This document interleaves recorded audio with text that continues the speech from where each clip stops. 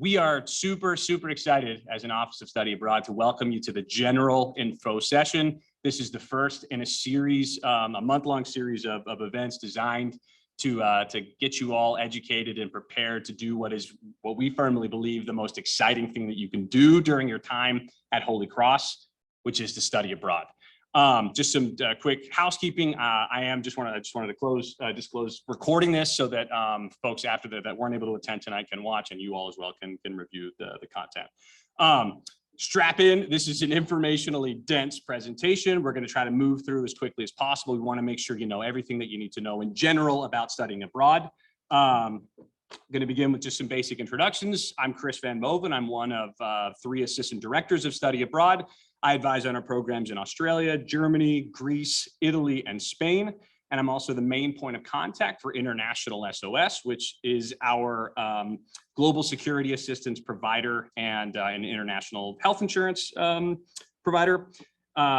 Also thrilled to welcome our newest colleague in the Office of Study Abroad, Emma Mead, who advises on our programs on several university programs in England, our programs in France, our programs in Ireland, and in South America. Emma also heads up our ambassadors program, and she also has taken the lead on our social media, and she's been doing some fabulous work over the last couple of months. And so Emma wants to give a quick plug for our Instagram. So.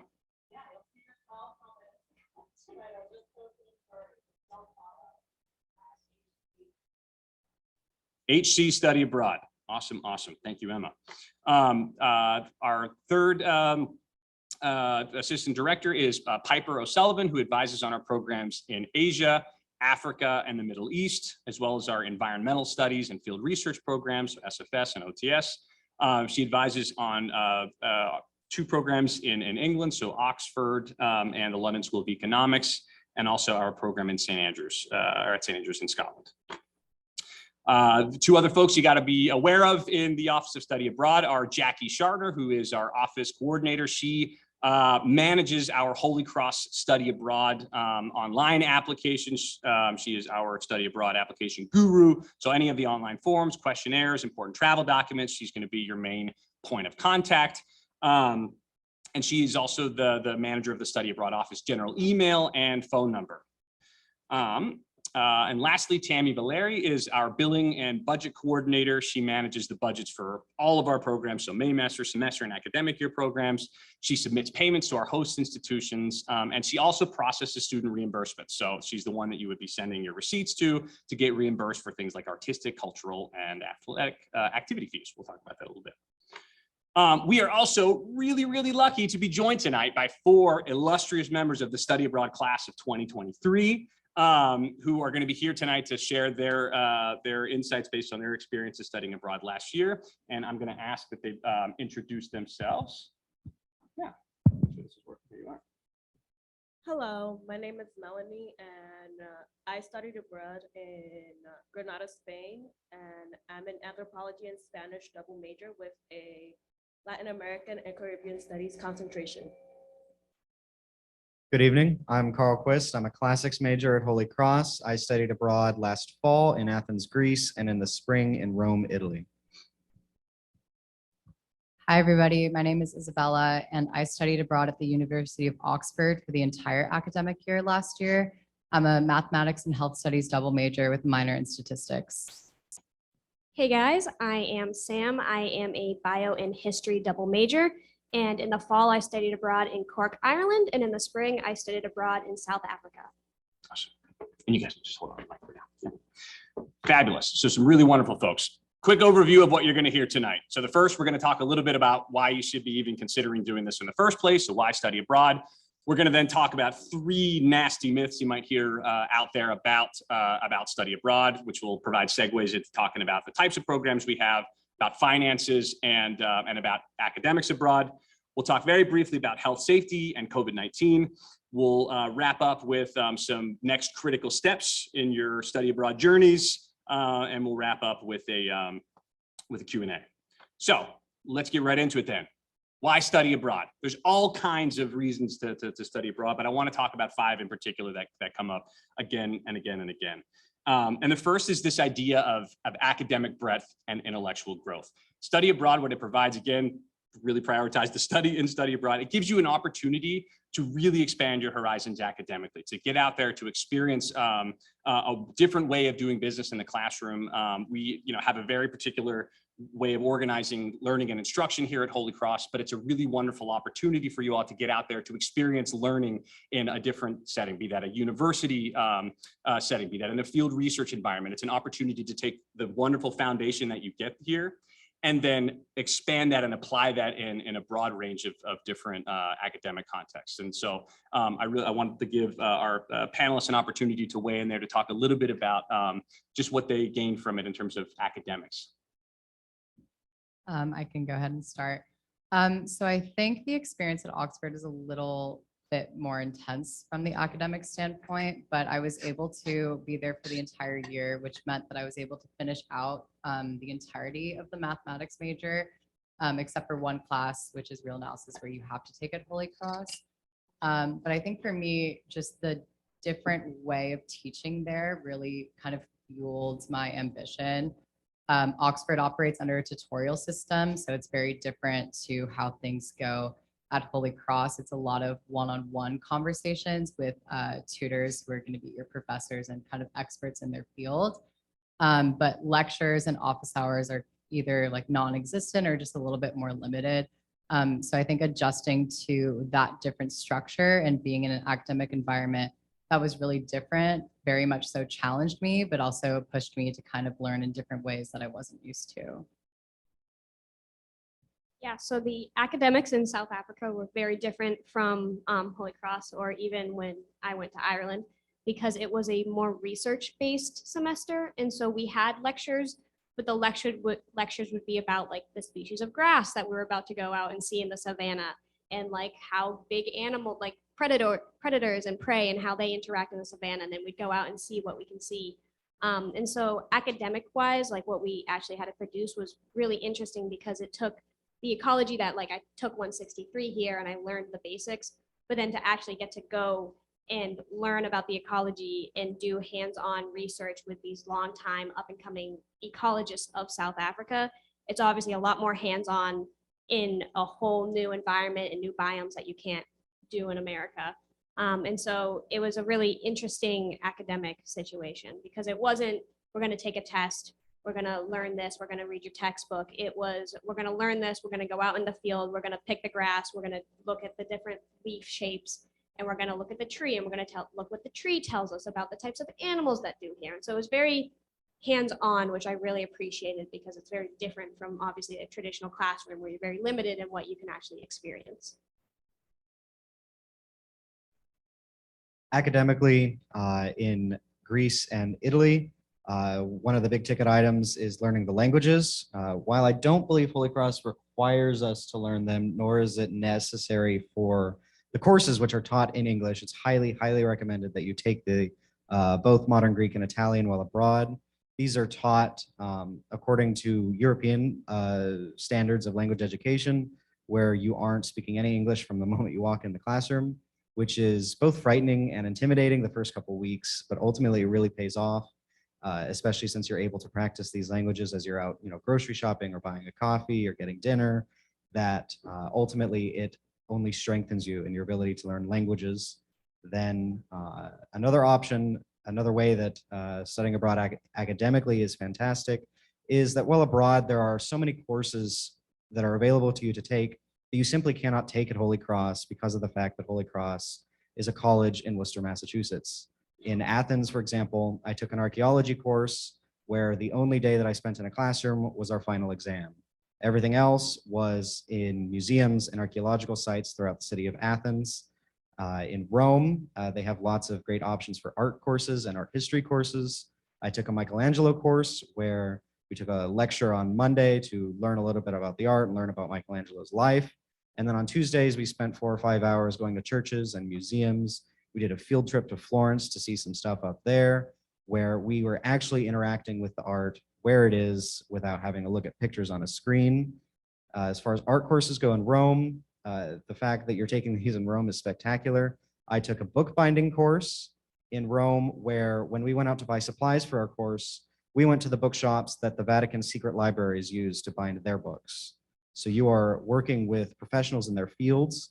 I had a friend take a politics course in Athens with a member of the European Union bureaucracy who actually works on the actual policies that he was teaching about. So the opportunities available to you as a study abroad student are unique to the fact that you are not at Holy Cross in Worcester, Massachusetts. You're able to take things that you just can't get here. And then for the coursework in Granada, it's very different from Holy Cross because the university is scattered around the city. So I would go to 2 different buildings. On Mondays, I would stay in the international buildings, and then on Tuesdays and Thursdays, I would go to Filosofía y Letra, and in this building, I would take my anthropology courses, and I know that this semester, the students that are there are doing the same thing that I did, because honestly, I feel that it would be more enriching and beneficial for students to experience and take classes with actual Spanish kids and kind of get to know what they're doing. And when you have group work, it's easier to coordinate with them because they also work and they have other responsibilities as well. And then with your international friends, you also can have other plans, a party to go out and enjoy your time abroad. In Granada, I was able to complete a lot of my Spanish requirements for my major. When I left Holy Cross, I had only taken 3 classes, and I came back just needing 1 or 2 classes, and that's because I'm required to take 2 400 level classes to finish my major. So something I'm hearing across all of these folks is that they found points of entry across all of their disciplines and in ways that genuinely enriched their programs of study, right? So things that they could, not really have an opportunity to experience here at Holy Cross. Another thing that Carl began to touch on was this idea of language development, and this is an area that we can't emphasize enough. If you all have even a remote interest in taking a second language to advanced proficiency or to near native proficiency, what you have here is a genuine opportunity to do that, right? Our programs at Holy Cross in terms of language immersion are extremely special. They're designed to give you a 360-degree experience of your target language. And it's just incredible to see the transformation in terms of linguistic skills that you get out of that. I wonder if the 2 of you can talk a little bit. I mean, yours, Carl, was a little bit different in that it's not a language immersion program per se, but if you could talk a little bit about just the language learning process there. So all courses that I took were taught in Spanish, and this wasn't a problem for me since I'm a native speaker in Spanish, but what a lot of students did was, if they were there for the year, I know one of my friends, she took a couple of courses, her first semester, she took courses in the international department, and then second semester, she took 2 courses in the international department and 2 courses in the actual university, and she really enjoyed that as well because she basically she built a foundation fall semester, so that spring semester she was able to actually really enjoy and understand what she was reading and working her way through it. Sure. So in preparation, the summer before I went abroad at all, I took a intensive summer Italian course offered by Holy Cross, taught by Professor Lucia Ducci, who runs the Florence Italian program, study abroad program here at Holy Cross. That took place on Zoom, and that was an accelerated course. So it was the first and second semesters of Italian. Then when we got to Greece, because I know ancient Greek, because I'm a classics major, I took an accelerated course. There is an unaccelerated course available to those who don't know ancient Greek, where you have to learn the alphabet, the Greek alphabet, because it is different.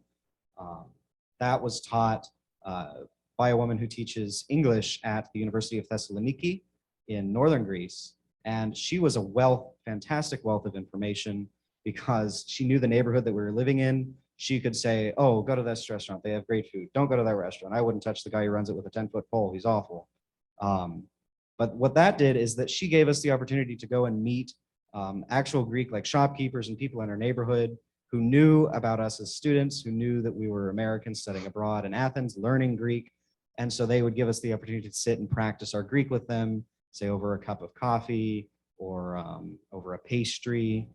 Then there's also lots of great opportunities to meet Greeks while in Athens. There are pickup basketball games with the local Greek Athletic Association, and there's other volunteer opportunities. You can join a volunteer organization where you work with a bunch of Greek grandmothers who set out cat food for the stray cats in the city. And of course, that is an excellent way to practice your Greek. I highly recommend if you go to Greece to learn Greek as well, because you will be traveling throughout Greece. The program CYA organizes trips for the entire student body around Greece. For example, we spent a week in Crete.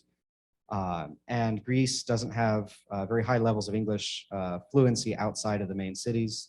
So it'll be helpful for ordering food, getting around, asking for directions. And there's really great communication opportunities if you choose to learn this language. We were in a small town in Crete and we met this grandmother. Kyria Alethea was her name, Mrs. Alethea, which means truth. It's a very pretty name. She did traditional weaving according to ancient Cretan traditions, and we were able to communicate with her because we had this Greek that we learned. So learning this language and any language, if you're in a program which teaches in English but still offers the opportunity to learn the language of the country that you're in, just enriched our experience more than we could imagine. The same for Italy. We were able to go out and meet Italians our age, get involved with the Erasmus program, which is the European Union's version of study abroad. So we got to meet kids from all over Europe who are learning languages just like us, and be able to be involved in things that way. So I think the opportunity to learn a new language is spectacular. I highly recommend it for all of you, and it will enrich your experience more than you can even begin to imagine. Thank you very much. I'm going to mention the next two. They're kind of related in terms of things that you stand to gain from a study abroad experience. And one that's really obvious is it's a wonderful opportunity to develop intercultural competence and sort of adaptability, right? So obviously we live in an increasingly globalized world where communication across different communities of people, across borders, is becoming sort of standard issue. And as you leave Holy Cross and you go on to the real world, that world is an increasingly international one. And so having the ability to step outside of the comfort of the United States, maybe even of the zip code, you have a chance to again, really become flexible and adaptable and working with people who grew up with, a different set of life conditions than you. And sort of as part of this process in integrating yourself into a different, again, whether that's a different academic institution, a different language, a different culture, as part of the process, students almost always come back reporting this benefit of having gained an incredible amount of independence, right? One of the things that Holy Cross does really well is providing students with a sense of support. So when you're here, you've got like an army of advisors, helping you to navigate this process and that process and really sort of make you feel, supported, right? And you have that to an extent when you study abroad, right? In terms of we have people on the ground that we hire to serve as advisors and so forth. You have, a safety net there. But I think what you'll find across all programs is that you are also going to be expected to be much more independent as you're navigating this process. And as a result, there's a lot of self-discovery that comes out of it, a lot of empowerment, the sense of the things that you can do after that experience just gets bigger and bigger. And so I want to, if you guys could talk a little bit about, choose to comment on either of those things. So either, intercultural competence or this idea of kind of self-discovery, empowerment, et cetera. Well, I think moving to a different country by yourself is extremely daunting. That's undeniable. For us, I think we all have a similar experience about kind of having to navigate COVID protocols at the same time as moving to a different country by yourself. But I will say, once you're there, there's just an endless amount of opportunity for you. I think the adjustment seems really difficult in weeks 1 or 2, but right when you get your footing, you'll kind of realize all of the opportunities that are surrounding you and the different facets of the university that you're at that you can get involved in. I think from an independence standpoint, at Oxford, you aren't really collaborating much with your peers. You're not sitting in a classroom or you're not really sitting in office hours with like 8 to 10 of your friends. A lot of it is self-driven, independent work. And for me, that meant going to several of the Bodleian, which is the Oxford Institution libraries, trying to look for different textbooks, looking for things on my own. And I think the first few weeks felt a bit like I was doing everything by myself. But once you start your lectures, you can kind of get to know people from other colleges within Oxford. So just some context there, Oxford is an institution with several different colleges that make up the institution. So your tutorials, which you go to every week, are one-on-one, and those are within your college, but your lectures are university-wide.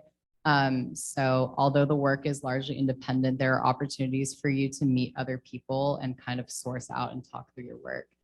But I think most of it is pretty independent study-based, and it is really tough academic work. So for me, it was just really fulfilling from an independent standpoint that I was able to succeed in an environment like that, where the academics were so daunting and a lot harder than they are here, despite Holy Cross being very difficult.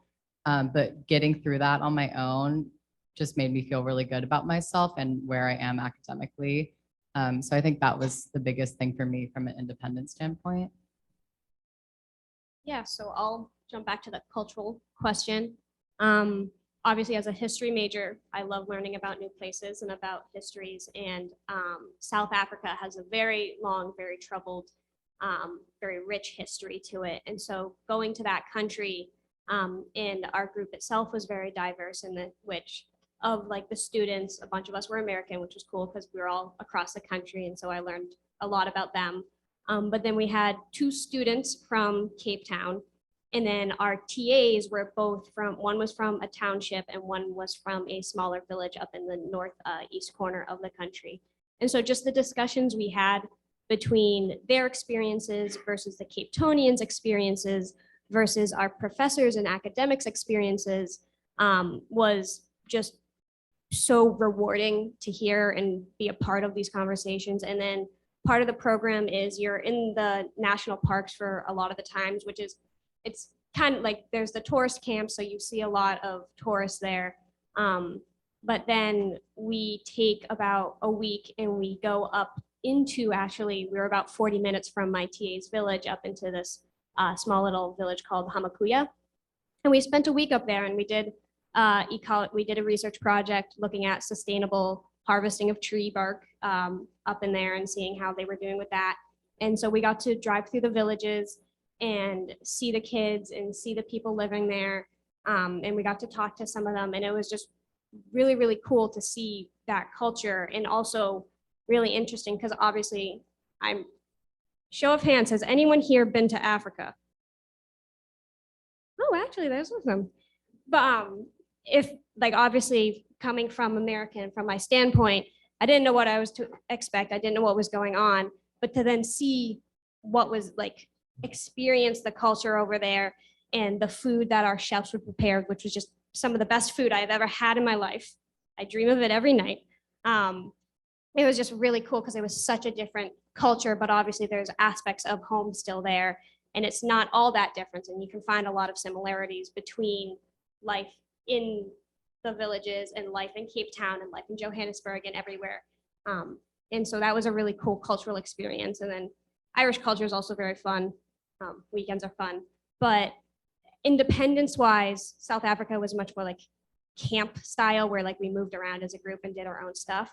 But then Ireland was really fun because it was very free and you were independent over there, where it's up to you if you want to travel over to Europe. We were still during COVID, so I unfortunately stayed within Ireland, but I actually really liked that because I got to see Ireland a lot more than I feel like a normal the study abroad student gets to do, because then we could, after class, go wander around the city and find a cute little lake behind our apartment, or find the Butter Museum in Cork. Very important. And so the independence of just being able to pick and choose where to go and plan out trips across the country and see stuff and not worry that much, like obviously go to class, but then have the independence and the freedom to move around a lot more than we can here in Worcester, was just really fun. So in the interest of time, I'm going to add one final key point in terms of the benefits of studying abroad. And then Carl and Melanie, you can choose which of those things to chat about to wrap up this section. So the last thing that I want to make a point of emphasizing is the benefit of really expanding your social and professional network to have a genuinely global network. And again, I mean that both from the vantage point of like the students that you're meeting in terms of building these friendships across nations, friends from other programs in the US. It's a really rich experience there socially and professionally. It's not uncommon for our students to develop lasting connections with the faculty that they're working with, to the tune of working with them on an ongoing remote basis, publishing papers. Folks have stayed on to do research projects. The opportunities there in terms of again professional growth and connections are really endless. And so yeah, Carl and Melanie, any of those last 3 points, feel free to chime in about. Sure. When you're living as a student in Europe, there are lots of opportunities to connect with professionals in the field that you choose to connect with. For example, I tailored my experiences to my desires as a classics major. So I worked as a volunteer librarian at the Blegan Library of the American School of Classical Studies in Athens, which is one of the premier institutions for archaeology in the entire world. And I was able to meet with archaeologists and the people who support their work in Athens, in Italy. I had friends who did internships. They were art students, so they did internships with professional artists, and they were able to connect and develop relationships with people in the art world in Rome. I had friends who are interested in politics and political science, so they were able to network with people who've worked for the Italian and Greek governments, who've worked for the European Union. That's one of the really amazing opportunities you have to further your professional life if you study abroad. And in terms of independence, you really are within the types of programs that Athens and Rome are, where you are living in an apartment and you are traveling across the city to go to school. You are essentially living the life of an adult in a foreign city. You have to be responsible for your groceries and cooking dinner or going out to get dinner. You have to figure out what to do on your weekends. You have to communicate with your landlord if, for example, you have plumbing problems in your apartment, which is a hilarious saga that you can ask me about afterwards if you're interested about plumbing in Greece. Yeah, so there are just amazing opportunities for you to become an adult in a European city or in a city and on most other continents in the world that you don't have here, and that will, when you come back, change your life. It'll slingshot you years ahead of your peers, and you will be able to reap the benefits of that for years to come. And then you can also build your social network. So with a lot of your friends that are either from the States or just from your actual host country, like make an effort to know the people that are local to your host city and connect with them, because a lot of people tend to go back and either work for them for a bit or just they get referred to something that they're interested in. I have a friend that she studied abroad fall semester and now she's going back. Awesome. Awesome.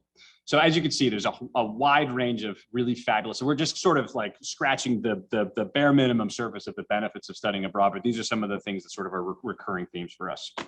So we've now arrived at the myths stage of the presentation here. And so let's tackle this first myth here.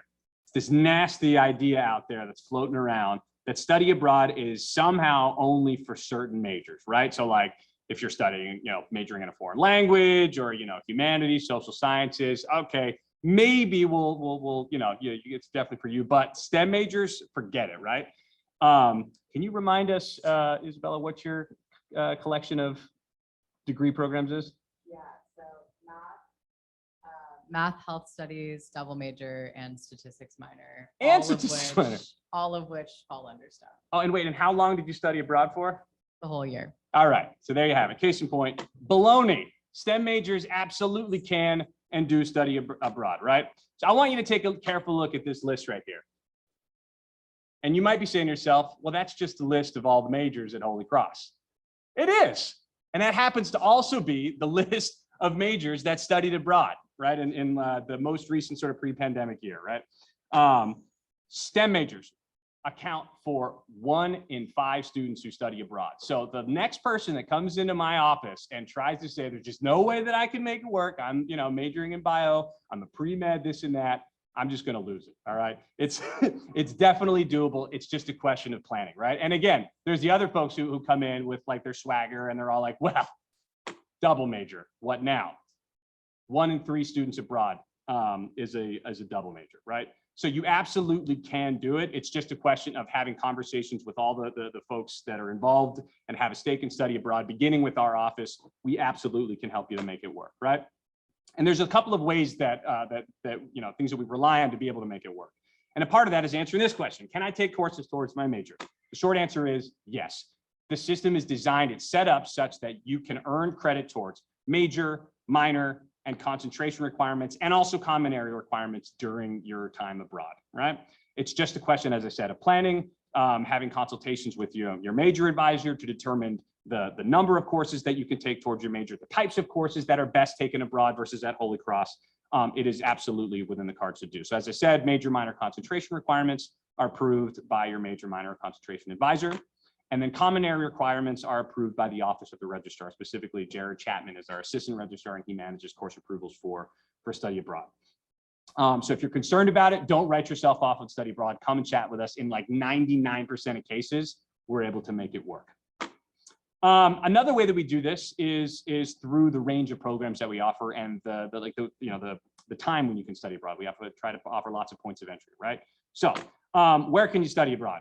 I think it was Carla that pointed this out. You have an opportunity to study abroad on every continent except Antarctica. I'm sorry, we don't have a program in Antarctica. Maybe one of these days, but for now, you'll just have to settle for all the other ones. We have programs in over 25 countries.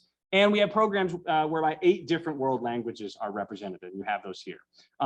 You have an asterisk here on Japanese because though we don't offer Japanese at Holy Cross, we have a relationship with Clark University whereby students can, through the local consortium, head on down to Clark and take Japanese there. So if you have an interest in Japan and in Japanese, you should consider talking to my colleague Piper O'Sullivan. She can help you to make that work.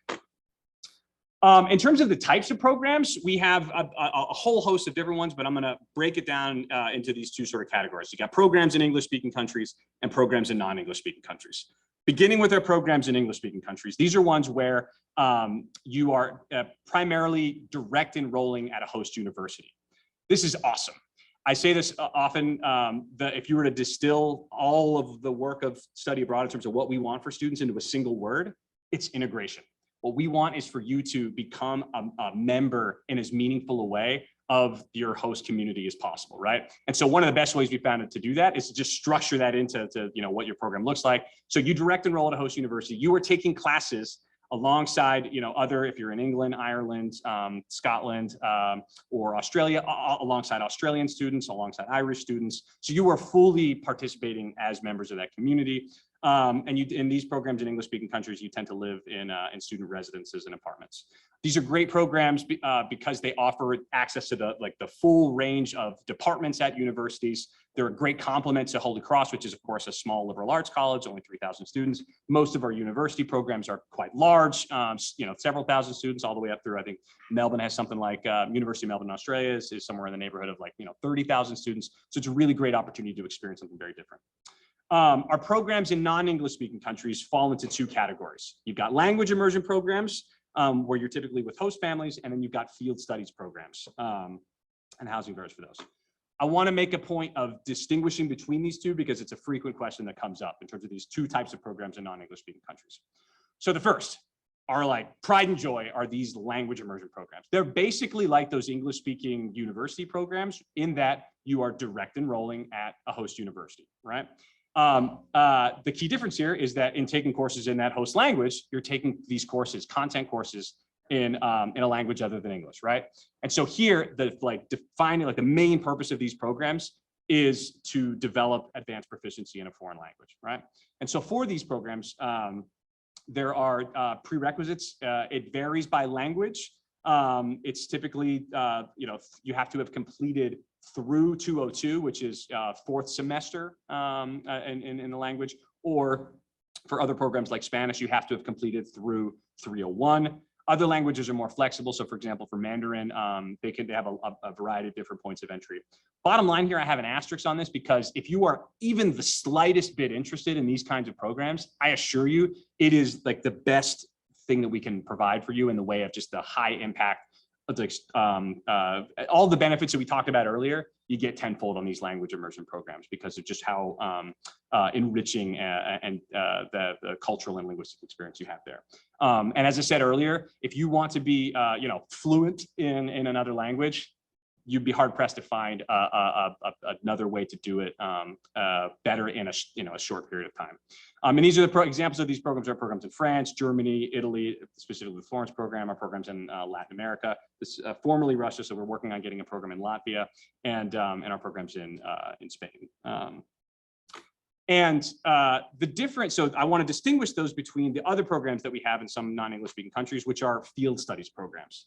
And here, rather than direct enrolling at a host university, where at those host universities, all your peers are students from that country, for these field studies programs, you're based at an independent center. And here you're taking courses, primarily in English, and most of the student population is other American students, right?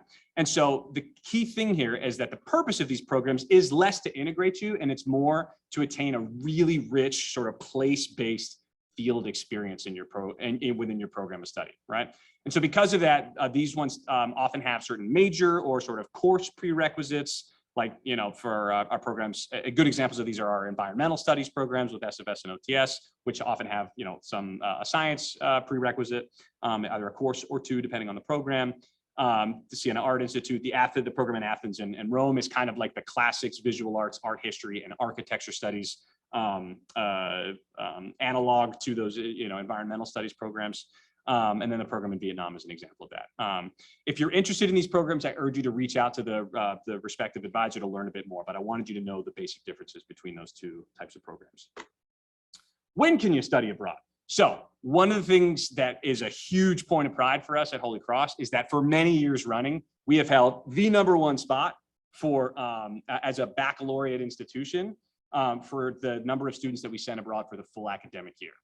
And that's saying something special, because there are a lot of places that they limit you to just short-term programs or maybe at most a semester. The fact that the college supports study abroad to the extent the faculty, the academic departments support full year programs is comparatively rare. And you've got that here. It represented here. You've got 4 students who all studied abroad for a year, representing a whole host of different majors, right? Some programs are academic year only. Oxford, London School of Economics, Trinity, and St. Andrews are all academic year only. And then academic year is the standard for locations in 15 other countries, where it's set up to accommodate that as kind of the default. You also, in terms of the academic year, the standard is to do the fall and then the fall and spring, so fall 23, spring 24. Certain programs in the Southern Hemisphere also can accommodate a calendar year where you can go the spring semester of your junior year and then stay on through the fall semester of your senior year. Semester options are widely available as well across most of these other programs. Just talk to the directors in the study abroad office. We can guide you on that. Certain numbers of the programs are only a semester, just because the courses they offered are limited. You can't piece together 2 semesters with them. So field studies programs and then the studio art programs are semester only. Something that not a lot of folks historically took advantage of, but as you have here in an example with Sam, you have a really cool option to put together what I like to call the custom year program, where you combine a program in the fall semester with a different program in the spring semester. An awesome pairing, for example, is, let's say, a language immersion program where you want to really focus on developing the language. Let's say a program in Lima, Peru. You could go there in the fall. And then once you've really built up your linguistic chops, you can then move on to let's say, a field studies program in Panama, where you can put those skills to the test while you're doing your research with local communities, right? That's a great option if you're trying to decide between, let's say, a field studies program that sounds really great. I'm a bio student, but I also don't want to lose out on the opportunity to have like a traditional university-based experience. It's a great option to be able to pair one with the other. You also have the opportunity to study abroad on Maymester programs, right? And these are led by 2 Holy Cross faculty. They are 4-week programs that run from like the end of May through the end of June, We offer them in a variety of locations. The ones for the coming year are going to be dependent on faculty availability, but those will begin to be advertised via info sessions in early October. The thing I want to make a point of emphasizing about the man masters are just two things, right? So the first is that they are a very different type of experience, and they are not intended to be a substitute for studying abroad during the semester or for the academic year. They are really structured. They provide, at most basic, a really wonderful opportunity to see Holy Cross faculty kind of deploy their expertise in context, right? They're awesome programs. You should definitely take advantage of those, and also study abroad for a semester and academic year. Yeah, you don't have to choose, you can do both. And so yeah, again, just to know that that's again, not intended to be a replacement for the semester academic year. All right, we've arrived at myth number 2, which is this, again, nasty idea that study abroad is prohibitively expensive. It's just for folks who happen to have like huge reserves of cash on hand to be able to make it work. Once again, not true. This is pure fiction. And the reason for that is that we have made a serious effort as an institution to make study abroad as what we like to call cost neutral as possible, which is just a fancy way of saying that we've tried to keep the cost of attendance at Holy Cross here at Mount St. James. If you can afford to study abroad here, we try to make it so where the costs are as close to identical here as if you were to study abroad on any of our programs. And so the tuition is the same, the housing fees are the same. If you get a full board, the meal plan is designed to all be exactly the same as at Holy Cross, right? Financial aid and scholarships for semester and for academic year programs travel with you, right? So that's another way that you're able to make things work. You don't have to abandon any of those scholarships. One key exception to that is athletic scholarships. So if you receive a scholarship to participate in a sport at Holy Cross, and a condition of your scholarship is that you be here to participate in that sport, that's one that's not going to travel with you. You can't do work study overseas, but there are a lot of countries that do allow you to work. If it's something that you're interested in, you should talk to a study abroad advisor. And lastly, the international health insurance that we provide you all, it's mandatory. All students are automatically enrolled in it, is designed to be comparable to the health service fee that you pay on campus. So again, the idea is that for the big ticket items, they're the same. Now let's say that, you're like, okay, awesome. It costs the same to be here. But how do you expect me to be able to afford that plane ticket to the other side of the world in Australia, right? Maybe since I can't afford that, I'm just going to choose the place that has the cheapest plane ticket. I'm just going to go to Ireland, right? You don't have to do that.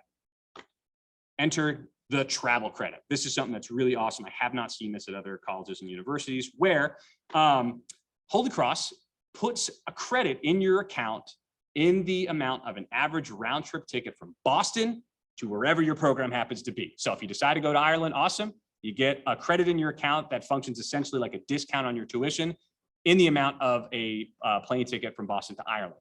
If you're, a bio major and you want to go to South Africa, then your travel credit is increased for that semester to reflect the cost of a ticket from Boston to South Africa. So it's an awesome way to make sure that you're choosing a program based on your genuine, academic, personal, professional interest, and not just cost. That said, it's important to, we'd like to be transparent about the cost. And so just to be, planning and budgeting, there are some basic sort of upfront expenses, and where you pay some upfront and then you get sort of it offset on the back end. And then, additional expenses are just sort of, additional costs of studying abroad, right? So we've already discussed flights. And so again, we explain that there. So you pay up front for your flight, you're responsible for your flight up front, but then you get a discount on your tuition for the semester that you're studying abroad in the amount of a plane ticket. Certain programs have refundable housing deposits, kind of like a security deposit, where you put a certain amount up front, and then assuming that you don't take a shovel to your walls, you'll get your deposits back in full at the end. Refundable housing deposits are students' responsibility. Then you've got just some basic, out-of-pocket expenses. So passports and visa fees are students' responsibility. Airport transportation and local transportation depend on the program, right? So if you are in a place, there's certain places that provide airport pickups for free. Some places don't have them. The amenities vary across programs. Local transportation, depending on where you are in your city in relation to like where you're taking classes and so forth, there may be a subsidy for local transportation. If you're within like local standards of walking distance, there may not be a subsidy. Textbooks, much like at Holy Cross, are your responsibility. If your program does not include a meal plan, and you're buying groceries on your own, the way that that works is that when you're at Holy Cross, you receive all of your meals provided. Holy Cross charges you full board. It's something like, I don't know, it's somewhere in the neighborhood of like $3,800. If you are in a place that that does not have a meal plan where you're just getting groceries, then what's going to happen for that semester that you're abroad is that on your account, that $3,800 fee is just going to go poof, and it's not going to be there. Holy Cross will only charge you for food if they are providing you food, right? And so let's see what else. Personal expenses, which may include bedding or cookware.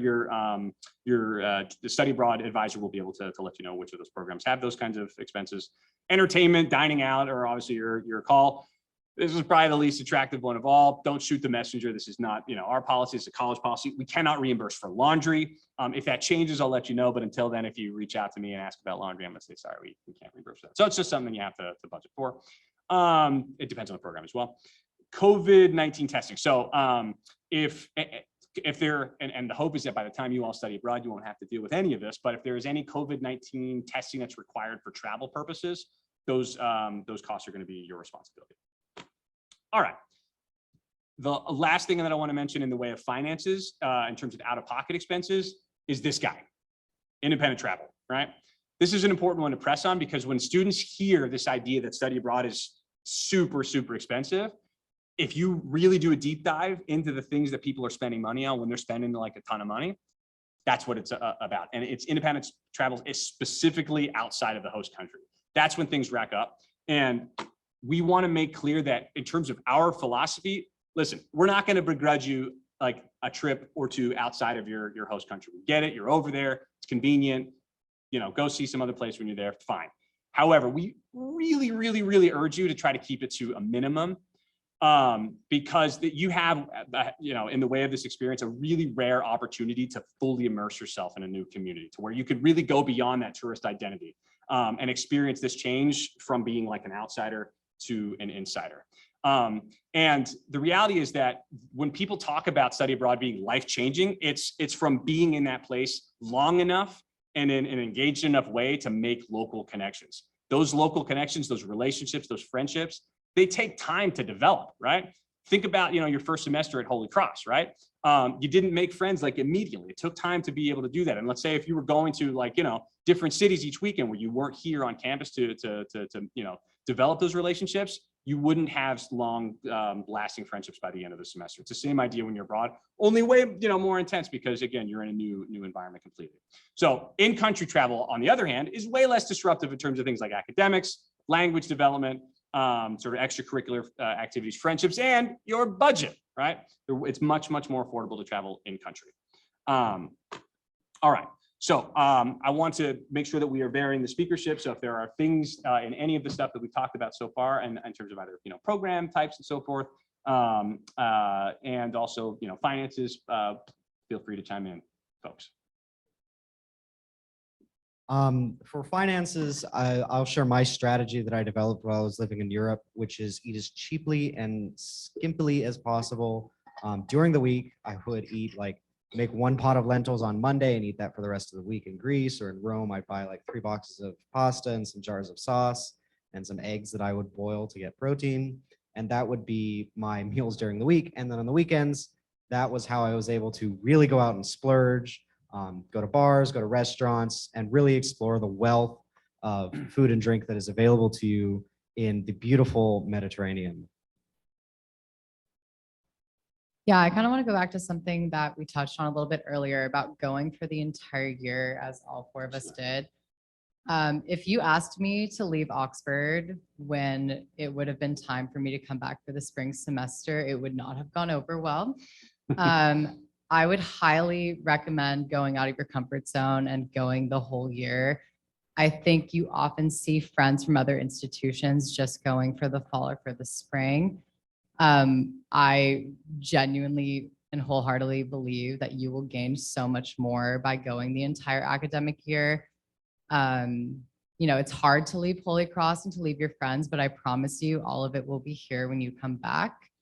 There are just so many things that I personally got to experience in the latter 2 terms at Oxford For example, in the spring, there's a May Day tradition, which goes back hundreds of years. I wouldn't have been able to do that.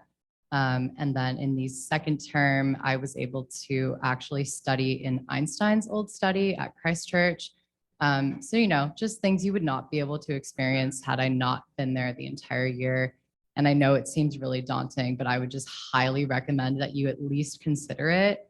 And I know that I don't regret a single day of being there for the entire year. That's an awesome point, and I just want to piggyback on that quickly to say, particularly if you, it doesn't matter where you are, but especially in language immersion programs, it's around that like month 3 that things start to click linguistically, socially, right? Think about Holy Cross, your first semester, right? Again, you know, you're coming on this, everything is brand new. You're trying to find your space. You compare the way you feel stepping onto campus that first semester versus the way you felt on that second semester. Imagine doing that, but like you're overseas, right? So it's like tenfold the benefits you get in terms of, you know, that second semester. That the second semester is where the magic happens. So yeah. Just on the expenses, I'm not trying to sell field studies to you, but I will say that compared to what I've spent in Ireland, just getting groceries as well as just traveling around, it was quite nice then to go to South Africa, where the only time I had to pull out my wallet was to buy ice cream after a long day spent in the fields and maybe a snack. So the expenses in a field study program is a lot less than there are just because they provide transportation for you because you're moving around as a group, and at least our program was catered. And so it was really, as I said, like snacks, ice cream, and then your 1 week spring break in Cape Town, which was fantastic, but nothing compared to what I spent in Ireland. Yeah, just one other really quick thing from a traveling perspective. I know that once you're in a different country, if you're near other places you want to go to, it's hard to fight that urge to like hop on a plane. Flights in Europe are cheap, especially. But it's so valuable to kind of really get to know the place that you're in. So I think, you know, limiting your travel, at least during your academic terms, is really important. And all of your terms will have breaks. So if you want to travel, I would recommend going on those breaks. But when you're in actual academic time, when your terms are, you know, still going and you're working on things, I would recommend just getting to absorb everything that's in your host environment, and then you can save travel for when you guys are on break. I guess just a brief comment in agreement that when you leave, this place is going to feel like home wherever you studied abroad. And you are going to want to have experienced your new home to the greatest depth possible. So I agree that you should limit travel. Obviously, don't not travel because that's no fun either. You're in wherever you are. You want to travel and see things, but you also want to be able to experience your new home and your new community to the greatest depth possible, so that not so that you feel that you're done with the place when you leave, but so that you know just how much you need to come back and experience when you return. I would have to agree. I stayed the entire year, and I also stayed for Christmas with my host family. And there's a lot of traditions that Granada has that let's say if I were to travel throughout the 3-day weekends that we usually got throughout the academic year, I feel like I would have not experienced that. So it was really nice to stay the entire academic year and see the city change from late summer and to early summer, since I stayed there until mid-July. All right, so we're getting closer to the finish line here. We've arrived at our final myth, which is this idea that study abroad is easy. In other words, not academically serious, right? And I think that a lot of this perception comes from what is really just needing to understand the differences, which are meaningful ones, in the way that instruction is organized at Holy Cross versus abroad, right? It's an opportunity to experience something different, right? So you probably have gotten used to classrooms at Holy Cross looking maybe something like this, right? Now, the next image I'm going to show you is not representative of every one of our programs, but at a lot of our university-based programs, classes, and obviously Oxford, huge exception, a lot of classes might look like this, right? And so to just sort of broadly generalize the differences that are common across, from Holy Cross and some of our university-based institutions. At Holy Cross, you're used to small discussion-based classes where the learning is really professor-directed. You know what I mean? We're like out of class, you're told, you get this like super structure where it's like, okay, read, 25 to 50, come prepared with these discussion questions, right? So like really, really like lots of busy work, very structured out of class work. And your assessments and your grading are distributed a lot throughout the semester, right? So lots of small assignments, regular opportunities for feedback, right? It's different at a lot of our university-based programs where a lot of the courses, particularly in the lower, the first and second year level, tend to be these larger sort of lecture-based classes where there's an expectation in terms of the academic culture in a lot of particularly, European universities and also in Australia. This idea that learning is fundamentally student directed, right? You should be taking ownership of the material, doing independent reading. You might be told instead of, come prepared with discussion questions, rather, here's the reading list for the course, sort of come prepared, where you chunk up, you look at the material that you're interested in, you follow your passions, and then ultimately apply your particular individual lens to the work that you're doing. There's a lot of expectation that students be independent. And so relative to Holy Cross, your assessments may be considerably fewer, where you have like these larger assignments that may be, in some cases like two assignments, one in the middle and one at the end in the way of a final exam, where students may feel like they have fewer opportunities for feedback, right? And the thing that I want to emphasize here is that this isn't a question of like one is intrinsically better than the other. There's an obvious temptation to think about it in that way. What it is an opportunity to experience and master a different way of doing business in the classroom. And to, again, reflect on the fact that the way that we do it at Holy Cross, if you compare it to like the way that higher education is organized in most of the world, and most of the world, it looks like this. And there's a lot of brilliant people that have come from outside of the US as products of this institution. So as you're like thinking Miss Holy Cross or, Holy Cross is like better, this and that, try to resist that temptation and to find the benefits of working within the system and again, take full advantage. So the main bullet point here is don't confuse stress with rigor, right? A lot of times students think of this like at Holy Cross, like, you're really like professors like stress you out with lots of work, like work, right? And the idea is that somehow like if they're absent that it somehow lacks rigor, right? So again, fewer graded assignments doesn't mean less work. You should be chunking up the material, applying your own Holy Cross work ethic, creating your own structure and doing independent reading and research. And again, as I said, remembering that experiencing different approaches and then mastering them is the whole point of study abroad. Anything y'all want to comment on as far as that's concerned? The two programs I was in, Athens and Rome, are not like that photo that Mr. Van Boven had up. They are very small. Our cohorts were between 100 and 200 people. And you are in like upper level Holy Cross courses, you're in classes of 5 to 15 people. I don't think I had a course where I had more than a dozen people in the classroom at a time. So there is nowhere to hide, which is kind of frightening if you want to disappear into a crowd.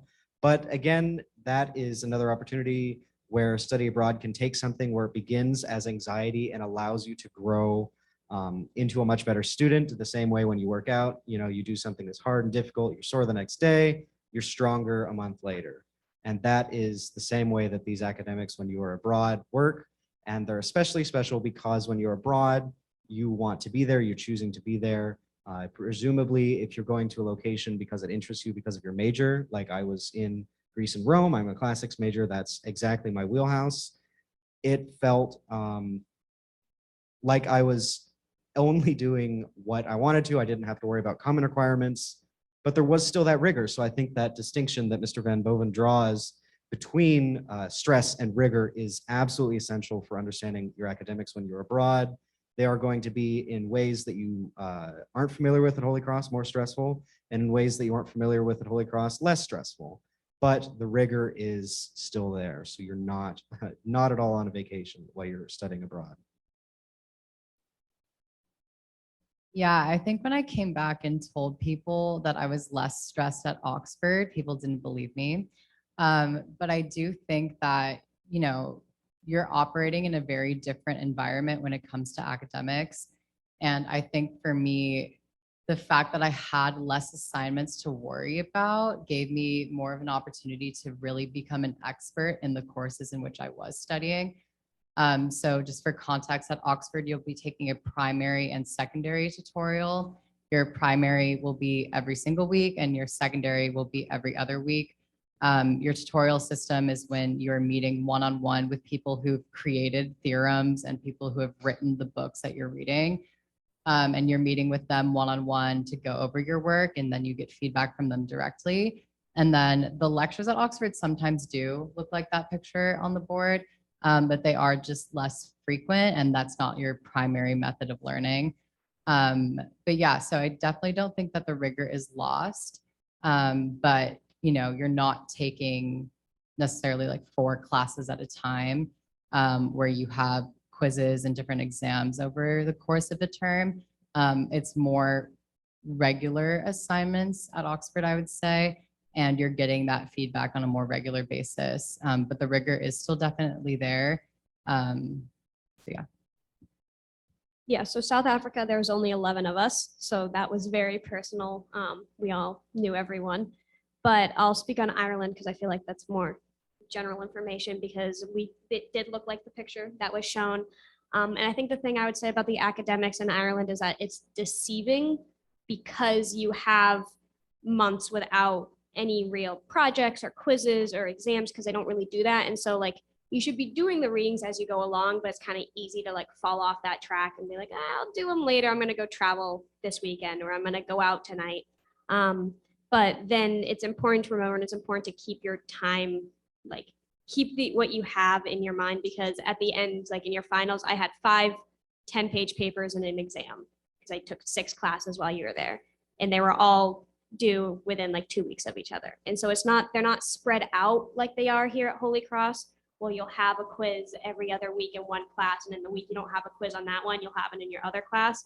So you can go a while without any type of like assignments and grades, but it's important to still pay attention, and then it'll catch up to you all at once. And so it's just, you got to be a little bit careful with your time management and what you're doing with your assignments, where even though that essay isn't due for a month out, you might want to start on that essay because you have another one due the next day.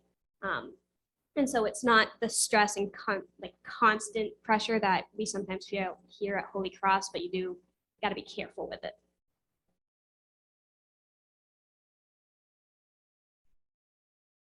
I would have to agree. For Granada, it was the same thing. It was like we got the syllabus with the reading, but it was also kind of deceiving because it was up to you and your responsibility to do the readings. Like we never got pop quizzes or anything, but eventually once you had to do group work with your group and actually present that to the class, you kind of had to know what you were presenting and discussing to the class, like the main themes and different things like that. And if you were ever to go to office hours and the professor asks you about the reading, then you should have done the work already and not just left that for the last minute, because the grading system in Granada is a bit differently, where your midterms, depending on how you do on them, that could be your final grade and you don't have to take a final. So, and thank you so much, all of you. The thing I want to emphasize with this too is if over the course of your program, if you are feeling sort of out to sea and like you need support and something's not connecting, you have obviously all of us back at the Office of Study Abroad, the director that you've been working with that you can reach out to, and you have your folks on the ground, your advisors on the ground that are able to help you get extra support. All right, so we are nearing the end here. I'm going to talk very, very briefly about health, safety, and COVID-19. So all I'll say is that as you go through the process, you have like all kinds of resources at your fingertips in terms of getting help during an emergency. We'll talk about that more in depth when we go into the get to the pre-departure phase. But you have local emergency services, our on-site directors have seen it all, and they're fully prepared to be able to manage all types of emergencies. And as I said, you have this really powerful tool in the way of International SOS, which has comprehensive international health insurance, emergency assistance, et cetera. And you always have our office and the Office of Public Safety as well. COVID-19, let's talk about it real quick. So what about COVID-19? So let's say this is you, where you're saying, I'm nervous, and maybe more importantly, my parents are nervous about study abroad because of COVID-19. Should I even bother applying? And the answer is yes. And the reason is that the application is not binding, right? You can put your name in the hat and you can make a decision prior to the time of moving on to, part 2 of the admissions process, where you're applying to the host university. You have lots of time to decide ultimately. So put your name in the hat. Application is not binding. And we have, over the last 2 years, whether we liked it or not, we have had to really come to terms with, the full range of health safety protocols that are necessary in terms of safely operating programs. And so we have to have, all of our programs have to meet very strict standards for safety. And all of the programs have to have plans to offer in-person instruction, but also pair that with a contingency plan of being able to, switch to remote, as necessary. So there is no danger of you losing a semester's worth of coursework. And I'm happy to report that we are now operating just about all of our programs, right? Can I promise you a study abroad experience that is going to look exactly like what it looked like pre-COVID? No, but most folks right now can't really promise you anything that looks like, pre-COVID, right? It's an awesome time. I don't think any of the folks up here regret having studied abroad because of COVID concerns. If you have concerns about that, just chat with us, the ambassadors. They'd be happy to share their story. All right, we're at the finish line. Let's talk next steps. We have convinced you that this is the best thing that you can do with your time at Holy Cross. You're all going to go abroad for a whole year. It's going to be great, right? So your next steps are as follows. You want to attend some study abroad events. You want to talk to some advisors, and then you want to submit your online study abroad application. Next steps in terms of events, you've got the Study Abroad Fair tomorrow. This is an awesome event, right? Where we take over the Hogan Ballroom. We have tables for every one of the programs we have. And then we invite all of our returnees from all those programs to have a table for that particular program. It's a chance for you to come and casually browse, talk to folks, ask them, all the questions you're afraid to ask me about the programs and their experiences on them. This is tomorrow, as I said, Wednesday the 7th, from 4:30 to 6 p.m. Stop by anytime. You also have a pairing with this, we have your general info session. We also run program-specific info sessions that are designed to help you learn the nitty-gritty about all of the individual programs that we offer. You received a handout that has the schedule for that. It's also available on our website, which is loud and clear, sa.holycross.edu. Do not browse the information that's available on holycross.edu, like the general, information or general college website. What you want is specifically our dedicated sa.holycross.edu. That's the most up-to-date information and accurate.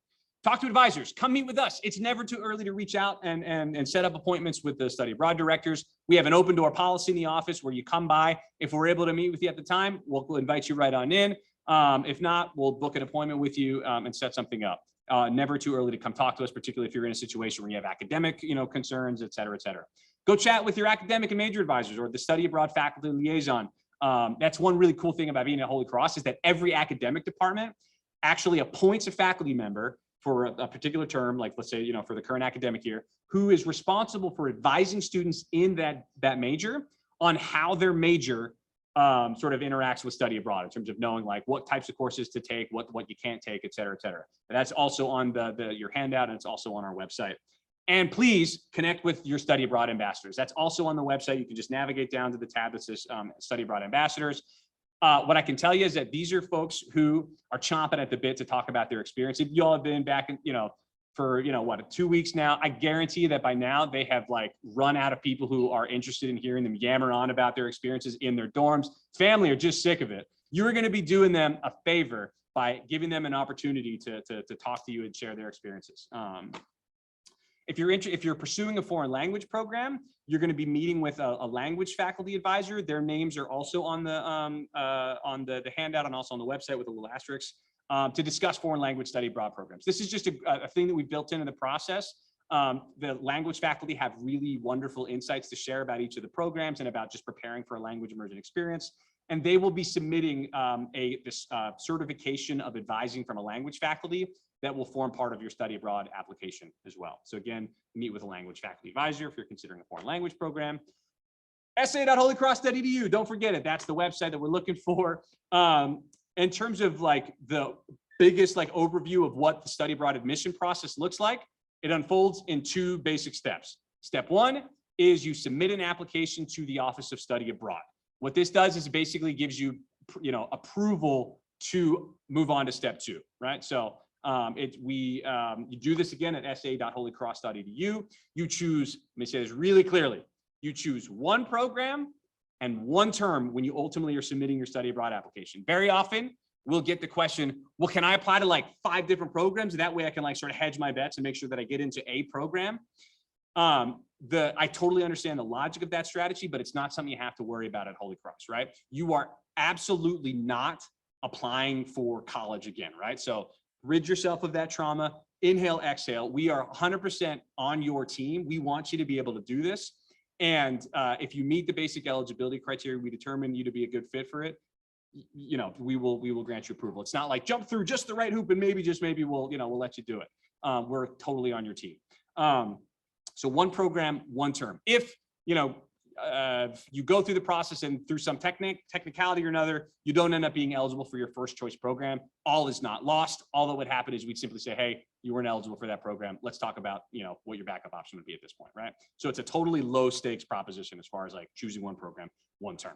The only exception to that is if you do like what Sam did, which you should consider, which is to put together a custom year program. So if you're considering, for example, pairing a program in the fall with a different program in the spring, that's the only situation in which you would submit 2 online Holy Cross Study Abroad applications, okay? Those are due Sunday, November 13th. Admissions decisions, just to give you a sense of the timeline, are typically communicated by February 2023. Okay, so that's when you would know whether you've cleared that first hurdle of step 1, which again, I assure you is not an antagonistic process whatsoever. We want you to study abroad. Step 2 is when once you've received approval from the Holy Cross Office of Study Abroad, we then give you detailed instructions for submitting an application to the host university or program. A lot of times students get to that step, and that's when that sort of trauma about applying to college sort of presents itself again, right? The benefit of being at Holy Cross is that we have, though, a relatively smaller number of programs to other colleges and universities. Those programs have just this like really, really strong, in some cases, decades-long partnerships to where we sort of pre-vet our applicants based on their own admissions criteria. And so if you've cleared our hurdle to move on to them, I can't guarantee you that you'll be approved by any of them because they're, not us.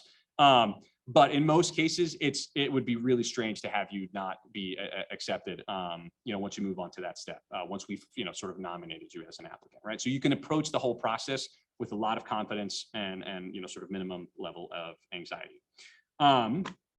In terms of step 1, which is the most immediate thing you need to worry about, don't even worry about step 2 for now. Just focus on step 1, is submitting your study abroad online application. Basic eligibility requirements. Let's begin with GPA, right? So I have up here a suggested minimum of 3.0, right? With an asterisk. If I can make it like 10 times the size, I would. Please, please, please do not be your own study abroad admissions counselor and then write yourself off of your program. Just be like, nope, I'm under that. I guess I'm not studying abroad. End of story. I urge you to submit an application, even if you're under that, because there may be things that we can do in terms of conditional approval. You may be able to ultimately bridge the gap by the time you end up studying abroad. There's a whole host of factors that go into admission decisions, right? So if your top choice program is, let's say, the University of Melbourne, who has a strict 3.0 GPA minimum, and you're below that, apply anyway. And then again, we can talk about it after the fact. And if we can make it work, we will. So again, don't write yourself off on the basis of GPA. One thing that's important is that you cannot have any active deficiencies on your transcript at the time of actually starting your program, right? So if you withdrew from a course, you basically have to make that course up prior to actually studying abroad, not prior to submitting your study abroad application. It's okay if you have a deficiency at the time of submitting your application. You just have to have made up that withdrawn course prior to actually studying abroad. Language level and prerequisite, right? So if, again, as I mentioned, certain programs have like a minimum, of like either 202 or 301 that you have to have completed. Once again, if you are not quite there, we love those language immersion programs and we are willing to do whatever it takes to try to make it work. We've got all kinds of tricks that we can, deploy to be able to make those possible. So if you're interested in a language immersion program, apply anyway. If you don't think that you meet the basic prerequisites, we can usually figure something out. Let's see here, online application. So they open on Friday and they're due Sunday, November 13th. You apply essay.holycross.edu. We've designed it to be as painless an experience as possible. It's the simple online portal here. The bulk of the heavy lifting will take the form of a 2 to 3 page essay in which, let me be really clear, when you're applying for college, the question that you were, answering was something that might have taken the form of like, why am I good enough to attend, Holy Cross, right? So where you're like, boom, check out all this awesome volunteer work that I did. Boom, look at, my transcript, all these like cool things that I did, right? Where you're like really trying to drum up like just how, excellent a human being you are. You don't have to do that for study abroad. The question that you need to be considering and that we ultimately need to try to, help to figure out when we're reviewing these essays is why is this particular program the best fit for you in terms of like personal goals, academic goals, professional goals, right? Because what we need to decide is not whether you're good enough to study abroad. You're all good enough to study abroad.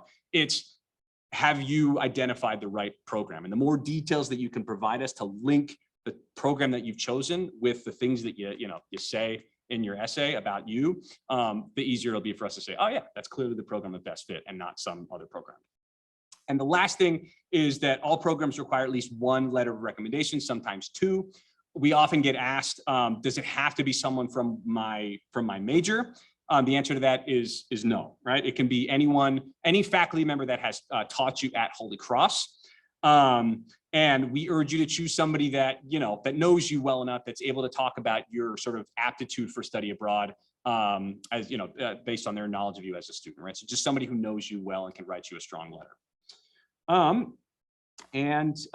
The last detail here before we wrap up is if you do not have a passport or yours is set to expire prior to January 2025, renew your passport now, right? There are passport processing delays. Make sure that you do that. It needs to be valid at least 6 months after your projected return date. So a safe bet is January 2025. All right. And that is the end of the presentation. I want to open things up for general questions.